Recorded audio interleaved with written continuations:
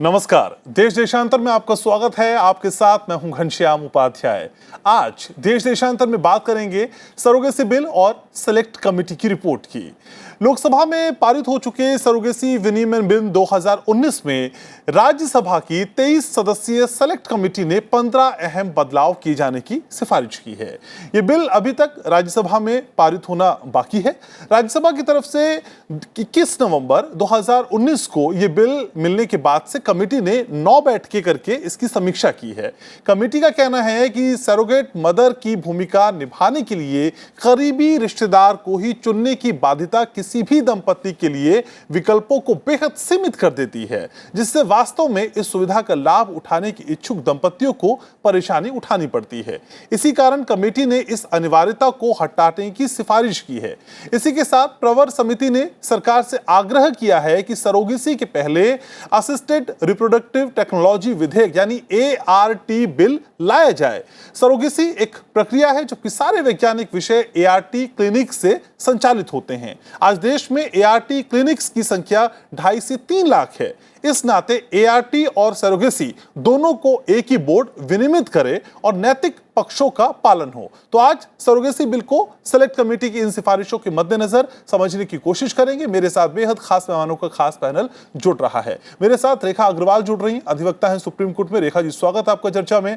अदिति टंडन भी चर्चा का हिस्सा है, विशेष संवाददाता द ट्रिब्यून से। अदिति, स्वागत आपका। डॉक्टर सुरवीन घुम्मन सिंधु हमारे साथ जुड़ रही है, निदेशक IVF मैक्स हॉस्पिटल। मैम, स्वागत आपका। अदिति, शुरुआत आप ही से। सरोगेसी बिल पर सेलेक्ट कमेटी की ये सिफारिशें और हमारी पिछली चर्चा, उसके बाद हम किस निर्णय पे जाते हुए दिखाई देते हैं? क्या माना जाए ये सिफारिशें काफी इंपैक्टफुल रहने वाली हैं? देखिए, पिछली बार जब बिल पारित हुआ था लोकसभा से दिसंबर 2018 में, लेकिन उसके बाद जो हुआ कि पूरे स्टेक होल्डर्स के बीच एक बहस सी छिड़ी हुई थी कि क्या ये प्रावधान, स्पेशली जो क्लोज रिलेटिव का एक डेफिनेशन दिया गया था ओरिजिनल बिल में, ये कहा गया था कि जो दंपत्ति है, जो इंटेंडिंग कपल है, जिन्होंने सरोगेसी की सर्विसेज को हायर करना है, वो सिर्फ अपने क्लोज रिलेटिव्स को ही एज सरोगेट्स हायर कर सकते हैं। उस पर बहुत बहस ये छिड़ी थी कि आजकल बहुत आसान नहीं होता किसी को सरोगेसी के लिए तैयार करना। तो सरकार ने जब ये बिल राज्यसभा के सामने आया तो जैसा कि आपने कहा कि एक सिलेक्ट कमेटी का गठन किया। 23 मेंबर्स की सिलेक्ट कमेटी थी और बीजेपी के भूपेंद्र यादव इसकी अध्यक्षता कर रहे थे। ये लोग सब फिर से बहुत सारे ऐसी जगहों में गए जहाँ पर सरोगेसी का प्रचलन ज़्यादा है। फॉर इंस्टेंस तमिलनाडु के बहुत सारे स्टेक होल्डर्स से मिले, आनंद गुजरात में जो है जहाँ बहुत सारे ऐसे क्लिनिक्स हैं वहाँ गए, तो फील्ड विजिट्स की। फील्ड विजिट्स के बाद ये निचोड़ निकला कि सबने ये कहा कि क्लोज रिलेटिव का जो एक प्रावधान ओरिजिनल बिल में है वो बहुत ही रिस्ट्रिक्टिव है, और जो जेन्युइन कपल्स हैं, हम ये ना भूलें कि इनफर्टिलिटी की प्रॉब्लम भी बढ़ती जा रही है। उसके अलावा गायनेकोलॉजी की बहुत सारी और भी कॉम्प्लिकेशंस हैं। फॉर इंस्टेंस बहुत सारे लड़कियां ऐसी होती हैं जिनके यूट्रस में प्रॉब्लम होने की वजह से वो कंसीव नहीं कर पाती, तो हर वक्त फर्टिलिटी का ही इशू नहीं होता। तो इस नए बिल में जो है, जो रिकमेंडेशंस इस कमेटी ने दी हैं, उसमें जो 4 बहुत महत्वपूर्ण रिकमेंडेशंस हैं। पहला तो जैसे कि क्लोज रिलेटिव को हटाकर एनी विलिंग वुमन, जो भी तैयार हो स्वेच्छा से किसी की मदद करने के लिए, उसको अलाउ किया जाना चाहिए ताकि एक एम्बिट बड़ा हो। दूसरा, इन्होंने कहा है बहुत ही लैंडमार्क और रेडिकल जो एक बदलाव ओरिजिनल बिल से सजेस्ट किया, ये कहा है कि सिंगल विमेन, जिसका मतलब है कि मैरिड होना ज़रूरी नहीं है। आपको याद होगा ओरिजिनल बिल में कहा गया है मैरिड इंडियन कपल्स, जो ऐसे कपल्स जो 5 साल तक मैरिज करके बच्चा नहीं पा सके किसी और प्रावधान से, उनको सरोगेसी अलाउड होगी। अब नए अध्यक्ष जो भूपेंद्र यादव हैं, उनकी कमेटी ने ये कहा है कि सिंगल विमेन को भी अलाउ कीजिए, जिसका मतलब है विडोज कवर हो जाएंगी, बहुत सारी डिवोर्स्ड महिलाएं कवर हो जाएंगी। और सिंगल विमेन, जैसा आप जानते हैं, अडॉप्शन लॉज में अलाउड है सिंगल विमेन को अडॉप्ट करना। तो ये 2 कानूनों में भी एक कॉन्ट्रडिक्शन थी जो इस समिति ने ठीक कर दी है। तीसरा, इस समिति ने कहा है कि ओरिजिनल बिल ये कहता है कि इंडियन कपल्स और नॉन रेजिडेंट इंडियन कपल्स को अलाउ किया जाना चाहिए भारत में सरोगेसी अवेल करना। अब ये नई कमेटी ने कहा है कि पर्सन्स ऑफ इंडियन ओरिजिन को भी इसमें इंक्लूड किया जाए। और चौथा इंपॉर्टेंट प्रावधान ये कहा गया है कि ये 5 साल की जो समय सीमा निर्धारित की गई है किसी को ये प्रूव करने के लिए कि वो इनफर्टाइल हो तब बच्चा पा सकता है सरोगेसी के तहत, ये हटा देनी चाहिए, क्योंकि 5 साल बहुत लंबा अरसा होता है। ठीक है। रेखा जी, कन्फेडरेशन ऑफ इंडियन की तरफ से एक रिपोर्ट आई, असल में उन्होंने समझाने की कोशिश की कि असल में 2.3 अरब डॉलर का व्यापार है सरोगेसी का। अब मैम उसके बाद सीआईआई की इस रिपोर्ट पे आगे बढ़ते हुए अगर सोचते हैं तो क्या इन सिफारिशों के बाद इस तरह के आंकड़ों पे रोक लग सकती है, ऐसा मान सकते हैं? देखिए, जैसे अदिति जी ने तो बहुत विस्तार में पहले ही सारा कानून मतलब जो इसके इम्पोर्टेंट पॉइंट्स बता ही दिए हैं। जैसे बताया गया कि तमिलनाडु के अंदर, हमारे देश के अंदर या गुजरात में खासकर, इन दोनों जगहों पे जो जिस तरीके से ये एक व्यापार की तरह बन गया था, और एक जो शब्द इस्तेमाल किया जाता था उसको कहते थे रेंट अ वूम्ब, यानी कि किसी के कोख को आप जो है किराए के ऊपर ले रहे हो। तो सुनने में तो जरा शब्द भी जरा भद्दा सा लगता है कि किराए के ऊपर आप किसी की कोख ले रहे हैं, परंतु हकीकत यही थी कि मतलब दोनों जो थे, जो दंपत्ति जो है, अगर वो किसी की रेंट अ वूम्ब करना चाहते थे या सरोगेट मदर को ढूंढते थे, तो उनको भी एक ऐसा लगता था कि शायद हम सिर्फ एक पैसे दे के कुछ काम करवा रहे हैं। और जो एक सरोगेट मदर भी जो अपना कोख आगे देती थी और बच्चे को जन्म देती थी 9 महीने तक अपने गर्भ में रखने के बाद में, उसको भी शायद एक ऐसा लगता था कि मैं सिर्फ एक कमर्शियल ट्रांजैक्शन कर रही हूँ।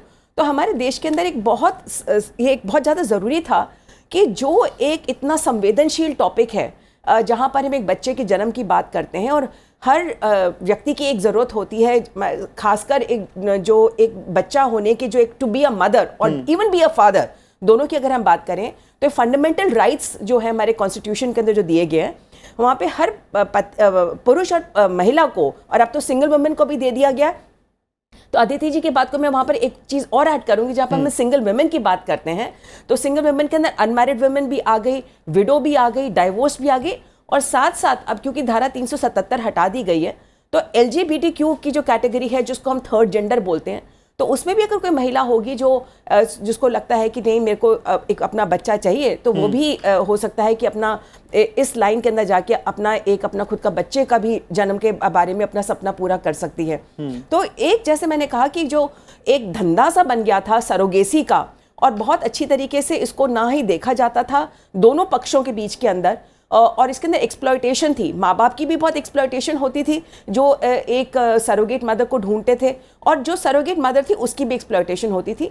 तो इसके अंदर एक समय आ चुका था जहाँ पे हमें एक कानून की ज़रूरत थी जो सब पक्षों का ध्यान रखे, कानून के जो फंडामेंटल राइट्स जो संविधान में दिए गए उनको भी ध्यान में रखें, और किसी भी पुरुष या महिला की इच्छा होती है एक बच्चा, जो खुद का बच्चा हो, अपना बच्चा हो, इसका मतलब ये नहीं कि अब अडॉप्शन को हम गोद लेने की जो प्रक्रिया है वो एक अलग चीज़ है। बिल्कुल, हमें उस टॉपिक पे जाना ही नहीं चाहती हूँ। हमारे देश में बहुत सारे बच्चे हैं जो अनाथ हैं। कुछ लोग ये भी कहते हैं कि सरोगेसी की ज़रूरत ही क्या है, आप अनाथ बच्चों को गोद ले लीजिए, ये तो आप सरोगेसी को बढ़ावा दे रहे हैं। मैं उस चर्चा में ना पढ़ के यही कह सकती हूँ कि हर पुरुष और महिला चाहती है कि मेरा खुद का एक बच्चा हो। तो एक समय बहुत अच्छा आ गया है जहाँ पे अब राज्यसभा में जब ये पेश कर दिया जाएगा, टेबल कर दिया जाएगा, उसके बाद में अगर एक अच्छा पुख्ता कानून बन जाए जहाँ पर किसी की भी एक्सप्लॉयटेशन नहीं हो और अपना खुद का बच्चा पैदा कर सके, खासकर जो थर्ड जेंडर है उनके लिए भी बहुत ज़्यादा प्रोटेक्शन हो गई है। डॉक्टर सुरीन, असल में जब पहले ये बिल सामने आया तो उसमें कहा जा रहा था देखिए 5 साल का समय, ये बहुत लंबा समय है, और मेडिकली कई दिक्कतें थी कि कोई कंसीव कर पाता है लेकिन कंसीव को कंटिन्यू नहीं कर पाता, या बच्चे को पाल नहीं सकता कोख में। तो उसके बाद जो अब सिफारिश असल में की गई है और ये माना गया कि 5 साल वाकई लंबा समय, तो आप क्या कहते हैं, वाकई इस प्रोसेस को थोड़ा और आसान किया जा रहा है? डेफिनेटली 5 साल बहुत लंबा समय है। आप ये कंसिडर कीजिए कि अगर एक पेशेंट है जिसका यूट्रस नहीं है, वो 5 साल क्यों वेट करे? क्लियर कट 5 साल के बाद भी उसका बच्चा नहीं होगा, ना 1 साल के बाद होगा। अगर एक ऐसी वुमन है जिसके पास सिवियर हार्ट डिजीज़ है और वो चाइल्ड बेयरिंग नहीं कर सकती है because it is a threat to her life, तो वो क्यों वेट करे? सो 5 साल में हमें एक चीज़ और देखनी है कि जो वुमन 30 इयर्स की है वो 5 साल के बाद 35 की हो जाती है, और उसके जो एग्स हैं वो वैसे नहीं रहते जो कि एक यंग वुमन के रहते हैं।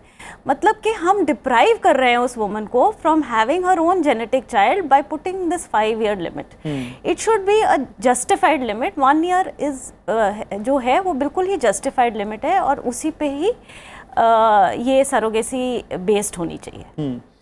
अदिति जी, असल में हम जब पहले बात कर रहे थे तो ये चर्चा थी, देखिए इस बिल का मकसद, ये आप ही ने समझाया था चर्चा में कि इस बिल का मकसद ही ये है कि सरोगेसी को डिस्करेज किया जाए, लेकिन क्या इन सिफारिशों के बाद ये थियरी पलटती हुई दिखाई देती है?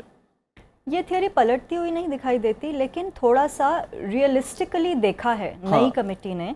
देखिए, आज प्रधानमंत्री को मैं सुन रही थी, राज्यसभा और लोकसभा में बोल रहे थे, और वो यही बोल रहे थे कि हम बदलाव से घबराते नहीं हैं। ऐसा नहीं है कि जो हमने कह दिया या एक बिल में लिख दिया, वो जीएसटी की चर्चा में ये बात कर रहे थे, पर ये बात हर बिल के लिए, हर कानून के लिए लागू होती है कि कुछ भी कास्ट इन स्टोन नहीं है। अगर एक जेन्युइन प्रॉब्लम है, जैसे डॉक्टर बता रहे हैं यहाँ पर कि बहुत सारी जेन्युइन इश्यूज होती हैं महिलाओं को, आजकल यूट्रस नहीं होता, या जैसा कि इन्होंने कहा कि कॉम्प्लिकेशन की वजह से अगर नहीं कोई चाइल्ड बेयर कर सकता, तो आप क्यों उनको भी वो सर्विस ना दें। जो राइट टू इक्वालिटी का एक बहुत इंपॉर्टेंट आर्टिकल 14 में कहा गया है कि सबको समान अधिकार, अगर सरोगेसी की सर्विस अवेलेबल है इनफर्टाइल कपल्स के लिए, उन कपल्स के लिए भी अवेलेबल होनी चाहिए जो किसी वजह से बच्चा पैदा नहीं कर पा रहे हैं, जिसमें बहुत सारी मेडिकल कंडीशंस कल जो समिति है उसने रेकमेंड की हैं, जिसमें से 2 अभी मैडम ने आपको बताया ही है। सिमिलरली एक और प्रैक्टिकल सजेशन जो कमेटी ने दी है वो ये दी है कि बल्कि सरोगेट मदर को और प्रोटेक्शन दी है, ये कहते हुए कि पहले वाली जो बिल है उसमें ये प्रावधान था कि 16 महीने का इंश्योरेंस कवर दिया जाएगा सरोगेट मदर को, जबकि अब इस कमेटी ने ये कहा है कि आपने कमर्शियल सरोगेसी बैन कर दी ओरिजिनल लॉ के माध्यम से, और एल्ट्रुइस्टिक सरोगेसी का प्रावधान भारतवर्ष में कर दिया, क्योंकि बहुत सारे फॉरेनर्स आके भारत में गरीब महिलाओं का वूम रेंट करके बच्चे पैदा करके चले जाते थे। बहुत सारे लोग बच्चे छोड़ भी जाते थे, अगर सपोज कोई बच्चा डिसेबल्ड पैदा हो गया या उसको कोई कॉम्प्लिकेशन होगी, ऐसे बहुत केसेस हुए। इस वजह से ये रेगुलेशन लानी ज़रूरी हो गई थी, क्योंकि जो बच्चा सरोगेसी से पैदा होता था उसकी कोई राइट्स नहीं होती थी। अब सरोगेट मदर को 36 महीने का इंश्योरेंस कवर का प्रावधान है, और एल्ट्रुइज्म की जो ओरिजिनल बिल में डेफिनेशन है उसको रिलैक्स करने के लिए सिलेक्ट कमेटी ऑफ राज्यसभा ने एक बहुत इंपॉर्टेंट रिकमेंडेशन दी है कि उसमें ये सब इंक्लूड किया जाए। दूसरा ये भी कहा है समिति ने कि तमाम स्टेट गवर्नमेंट्स को ये निर्देश जारी किए जाएं कि उनके एरियाज़ में जो अभी क्लिनिक्स चल रहे हैं, बहुत सारे जो फॉर इंस्टेंस इनफर्टिलिटी क्लिनिक्स चल रहे हैं, जिनके माध्यम से सरोगेसी की सर्विसेज अभी तक मुहैया कराई जा रही थी, उन सब का एक पहले डेटाबेस तैयार किया जाए। असिस्टेड रिप्रोडक्टिव टेक्नोलॉजीज़ का बिल भी, जैसा आपने अपने ओपनिंग कमेंट्स में कहा, उसको भी पारित किया जाए, ताकि एक पूरा ढांचा तैयार हो सके। जो एआरटी में कवर नहीं होते कपल्स, फिर वो जाके सरोगेसी का सहारा ले, और एडॉप्शन लॉज तो हैं ही। रेखा जी, असल में अभी तक पर्सनल सर्विसेज देने के लिए कोई प्रावधान नहीं था, कोई कॉन्ट्रैक्ट नहीं था, लेकिन अब इन सिफारिशों के बाद क्या लगता है कि पर्सनल सर्विसेज भी लायबल होंगी, जवाबदेही तय की जाएगी? घनश्याम जी, हमने बहुत ही अच्छा सवाल पूछा, क्योंकि जो हमारे, देखिए, अगर ये शब्द इस्तेमाल करते हैं रेंट, तो इसका मतलब ही ये हुआ कि आप एक कमर्शियल व्यापार का एक टर्म हो जाता है जी। और इंडियन कॉन्ट्रैक्ट एक्ट के तहत जो भी आपका एक कॉन्ट्रैक्ट एक पर्सनल सर्विसेज का होता है, आप उसको इम्प्लीमेंट नहीं करवा सकते। आप उसको यही नहीं कह सकते कि भी आपने मेरे लिए ये पर्सनल सर्विसेज का कॉन्ट्रैक्ट किया था, आपको ये करना ही पड़ेगा। तो दोनों के बीच के अंदर अगर हम इसको सिर्फ एक व्यापार की नज़र से देखें और इंडियन कॉन्ट्रैक्ट एक्ट के तहत देखें कि दोनों के बीच के अंदर एक एग्रीमेंट हो गया कि मैं आपका वूम किराए के ऊपर ले रही हूँ और आप मेरे लिए बच्चा पैदा करेंगे। परंतु अगर कल इस कानून के पहले जो अब नया जो चेंजेस आ रहे हैं, उसके पहले जो महिला जो थी, जो अपने कोख जो थी वो किराए पे देती थी, वो मना भी कर सकती थी कि मैं अब इस बच्चे को नहीं दूंगी किसी भी वजह से, कि देखिए ये मैंने 9 महीने तक अपने घर में पाला है, मेरे को इसके साथ एक अटैचमेंट हो गई है, मोह हो गया है, मैं नहीं देना चाहती वगैरह वगैरह।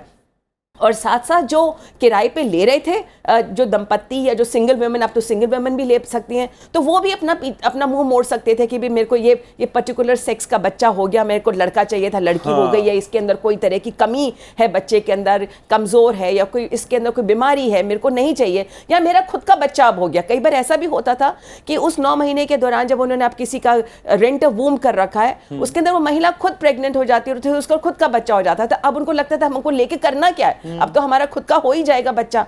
तो उस जो एक विडंबना सी जो हो जाती थी दोनों पक्षों के बीच के अंदर, जिसके लिए कानून अभी तक कुछ नहीं था, क्योंकि इंडियन कॉन्ट्रैक्ट एक्ट लागू होती थी और कहता था कि ये आपका खुद का निजी सर्विसेज का कॉन्ट्रैक्ट है, इसको हम इंप्लीमेंट नहीं कर सकते। परंतु अब इस कानून के बाद में जो इसके अंदर जो चेंजेस होंगे, उसके अंदर दोनों के जो अधिकार हैं, यानी कि मैं तो बल्कि कहूंगी तीनों के, जो बच्चा पति भी है। पत्नी जो है या जो सिंगल वुमन जो भी उसको किराए पे ले रही है, जो महिला जो है रेंट वूम जो कर रही है, और साथ साथ वो जो बच्चा जो है वो एक उसकी भी कोई आइडेंटिटी है, फंडामेंटल राइट्स उसके भी हैं जो कॉन्स्टिट्यूशन के अंदर है। उसको लावारिस न समझा जाए, उसको एक वस्तु ना समझा जाए कि हाँ इसने, इस महिला ने इसको किराए पे हमने लिया था, इसने एक बच्चा पैदा करके दे दिया, अब उस बच्चे का तो जैसे कोई अधिकार है ही नहीं, इस तरीके से पहले समझा जाता था। परंतु अब उस बच्चे को लावारिस ना समझे, उसको सिर्फ एक वस्तु ना समझे, एक देह व्यापार नहीं है ये, एक आपने एक इंसान को जन्म दिया है, उसकी भी इज्जत है, उसके भी अधिकार हैं। तो वो अब लगता है कि वो इस नए अमेंडमेंट के बाद में सुरक्षित हो जाएंगे। डॉक्टर सुरवीन, असल में चर्चा ये भी हुई सिफारिशों के जरिए कि देखिए, जैसे कि अदिति जिक्र भी कर रही थी कि सरोगेसी से पहले एआरटी विधेयक आए, असल में ये एआरटी क्लिनिक्स का कितना बड़ा रोल है इस सरोगेसी से पहले, और वाकई इन पे फोकस कितना जरूरी है, जरा बताइए हमारे व्यूवर्स को।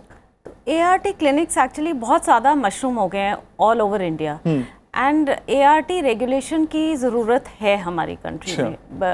बहुत ही इम्पोर्टेंट स्टेप है कि ART बिल आए। जो सरोगेसी बिल है दैट इज लिंक्ड, मतलब वो आपस में लिंक्ड हैं दोनों बिल्स, ये सेपरेट आउट नहीं हो सकते, बिकॉज बेसिकली हम ART करके ही तो सरोगेसी कर रहे हैं। वी आर यूजिंग वही टेक्निक यूज़ करके हम सरोगेसी कर रहे हैं। तो दोनों बिल्स जो हैं वो लिंक्ड हैं। जो सरोगेसी के इश्यूज़ हैं वो ये सरोगेसी बिल सेपरेटली डील कर रहा है, एंड वो जो इश्यूज़ हैं वो ज़्यादा सोशल, कल्चरल, फाइनेंशियल हैं।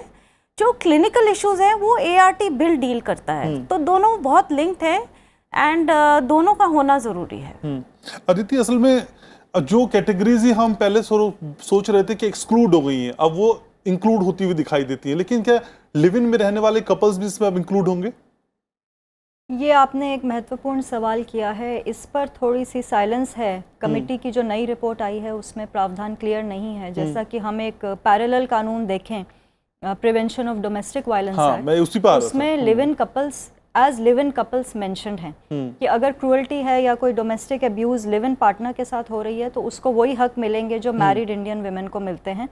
लेकिन इस एरिया पर थोड़ी सी अभी ग्रेनेस है और कमेटी ने पूरी तरीके से इसको क्लियर नहीं किया है। तो ऐसी उम्मीद है कि जब ये बिल चर्चा में आएगा राज्यसभा में तो इस पर थोड़ी और क्लैरिटी हो जाएगी, क्योंकि ये बहुत इम्पॉर्टेंट एक बिल है। लेकिन आपने जो पेरेंटेज ऑर्डर का जिक्र किया, जैसे रेखा जी बता रही थी, बहुत इम्पॉर्टेंट, कि जो बच्चा पैदा होने वाला है सरोगेसी से, उसको वही अधिकार दिए जा रहे हैं जो एक बायोलॉजिकल चाइल्ड को दिए जाएंगे। ये एक बहुत रेडिकल अवेलेबिलिटी और प्रोविज़न है इस लॉ का, कि ऐसा नहीं है कि आप बच्चा पैदा करके उसको कहीं भी छोड़ देंगे। बाकायदा मैजिस्ट्रेट के ऑर्डर से एक पेरेंटेज ऑर्डर साइन कराना होगा पहले ही। इंटेंडिंग कपल को, सिंगल मदर को, या जो भी सरोगेसी लेते हैं सर्विस, उनको जाकर मैजिस्ट्रेट से ऑर्डर पहले ही साइन करना होगा। एक कमिटमेंट देना होगा कि ये बच्चा जो पैदा होगा ये हमारा बायोलॉजिकल चाइल्ड की ऑन पार इसकी राइट्स होंगी। तो ये एक बहुत इम्पॉर्टेंट चाइल्ड राइट्स की तरफ एक कदम है। जैसा कि आप जानते हैं कि हमारा देश United Nations convention on child rights का सिग्नेटरी है, लेकिन ये बहुत बड़ा एक जो गैप था हमारी लॉ में, क्योंकि सरोगेसी से पैदा होने वाले बहुत से बच्चे अबंडन हो जाया करते थे। और यही तो वजह थी कि सुप्रीम कोर्ट में पिटिशंस हुए। उसके बाद इंडिया ने ये डिसाइड किया कि तमाम यूरोपियन कंट्रीज़ के ऐसे लोग आके यहाँ सरोगेसी हायर कर रहे थे जिनके अपने देशों में कमर्शियल सरोगेसी बैंड है। आप कितने सारे यूरोपियन नेशंस उठा के देखिए, यूके से शुरू हो जाइए, फ्रांस से शुरू हो जाइए, वहाँ कमर्शियल सरोगेसी अलाउड नहीं है। तो आप इंडिया को एक मार्केट की तरह ट्रीट कर रहे थे और सरोगेसी से पैदा होने वाले बच्चों की जैसे कि कोई अस्तित्व ही नहीं होता, ऐसे उनको ट्रीट कर रहे थे। लेकिन वो एक पूरा लीगल प्रोटेक्शन दिया गया है। एक मैं छोटी सी बात यहाँ जोड़ना चाहूँगी कि ये जो सरोगेसी बिल का जो नया कमेटी रिपोर्ट है, ये ओल्ड बिल के साथ कंपटीशन में नहीं है।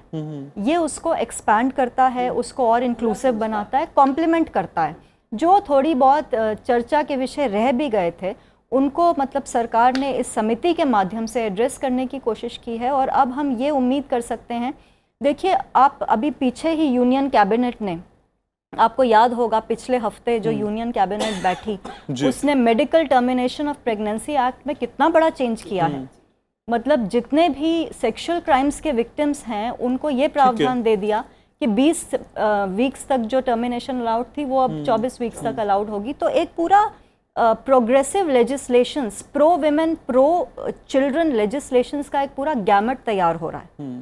Rekha ji, Indian council of medical research की एक रिपोर्ट कहती है कि 2000 बच्चे साल भर में ऐसे पैदा होते हैं जो इसके जरिए होते हैं, और उसमें से कई बच्चों को विदेशियों को सौंप दिया जाता है। मैम, अगर अब भी इन नियमों के बावजूद भी इस तरह से अगर कोई लोग पाए जाते हैं, सरोगेसी के धंधे में लिप्त होते हैं, तो असल में कानून में क्या प्रावधान है, किस तरह का पनिशमेंट हो सकता है? देखिए, सबसे पहले तो आपका सवाल का जवाब देने के पहले जो आपने अदिति जी को लिव इन कपल्स के बारे में पूछा था, उसको मैं थोड़ा सा ऐड करना चाहती हूँ यहाँ पे आपके दर्शकों के लिए, कि भले इसमें सिलेक्ट कमेटी में लिव इन के बारे में खास स्पेसिफिकली चर्चा नहीं करी गई है, परंतु क्योंकि डोमेस्टिक वायलेंस का जो घरेलू जो हिंसा का जो कानून बना था, उसमें ये लिखा हुआ है कि जो लिव इन के जो कपल्स होते हैं, उनके अगर कोई बच्चा पैदा हो जाता है तो उसके अंदर जो लिव इन पार्टनर्स होंगे उनकी उतनी की उतनी जिम्मेदारी उस बच्चे के लिए होएगी जो एक माता पिता को जो शादीशुदा हैं। तो उसी पैरेलल को लगाते हुए यहाँ पर भी अगर हम उस सेम कंपैरिजन को करें, तो अगर कोई सरोगेट जो सरोगेसी के थ्रू अगर लिव इन पार्टनर्स भी अगर कोई बच्चा पैदा करते हैं, तो उसके अंदर जो दोनों पेरेंट्स हैं, यानी कि father as well as mother, उनको उतनी की उतनी जिम्मेदारी करनी पड़ेगी उस बच्चे के तहत जो एक मैरिड कपल को करनी पड़ती है, भले वो लिव इन में हो। यहाँ पर यानी कि खर्चा भत्ता जो है उस बच्चे को आप अबैंडन नहीं कर सकते, पहली बात तो, और आपको उसकी मेंटेनेंस के लिए दोनों को देना पड़ेगा खर्चा भत्ता। भले आपको उसके अंदर उस बच्चे को आपके कोई जिसको कहते हैं इनहेरिटेंस का राइट जो है वो नहीं होता है, वो लिव इन कपल्स के बीच में होता है। तो वही सरोगेट बच्चे का भी वो एक लिमिटेड अधिकार होगा अपने जो पेरेंट्स हैं उनके उसके मेंटेनेंस के ऊपर। रही आपने कहा कि जो अभी भी इस कानून का अगर जो कोई उसको तोड़ते हैं और उसको कंप्लाई नहीं करते, तो इंडियन पीनल कोड के तहत जो एक चीटिंग की जो एक धारा लगती है, धारा 420 और 406,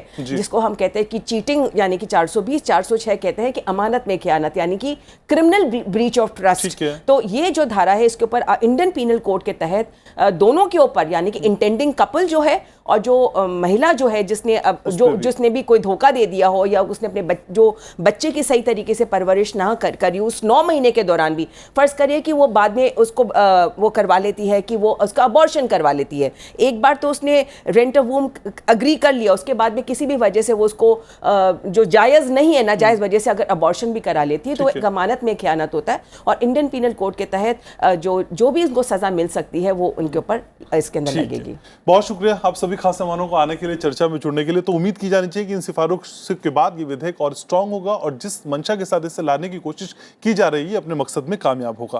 तो देश देशांतर में आज बस इतना ही। आप जानते हैं कि आप हमारे कार्यक्रम YouTube पर भी देख सकते हैं, जहां आपके सुझाव का, आपके रिएक्शंस का हमको बेसब्री से इंतजार रहता है। तो कल फिर होगी मुलाकात, तब तक के लिए नमस्कार।